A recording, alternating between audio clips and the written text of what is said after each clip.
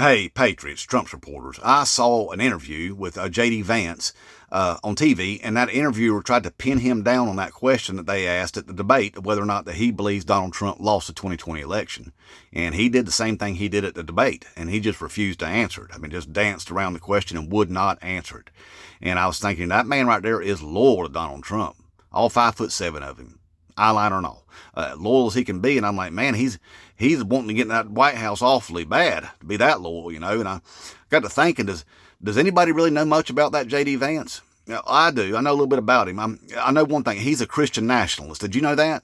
He's an admitted Christian nationalist.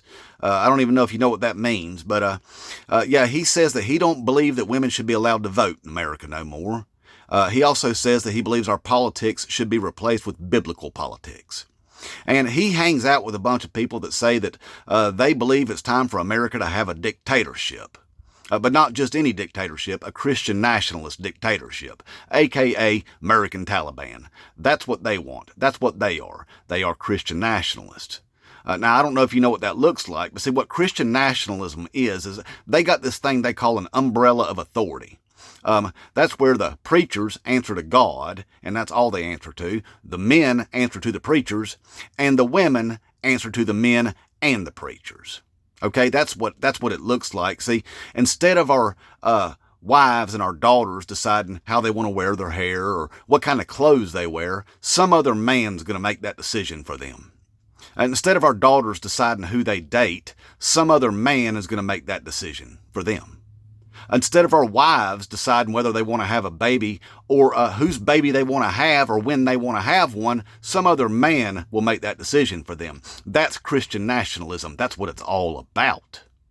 And I don't know about you, but I don't need some other man making decisions about my family. And I don't think you do either, if you're even half a man. And there's a lot of things that we disagree with Democrats about, mainly because we've allowed ourselves to be brainwashed from people like Daddy Vladdy and the Heritage Foundation, taught us to hate fellow Americans real hard. And they did a mighty fine job of it. See, they needed us to be afraid of half of America so that we would vote for people that would give them a ride into the White House. That's the Heritage Foundation, Project 2025. And knowing that the Heritage Foundation handpicked J.D. Vance to be Donald Trump's VP for a reason, well, it just makes sense they're also going to pick his cabinet members for him too.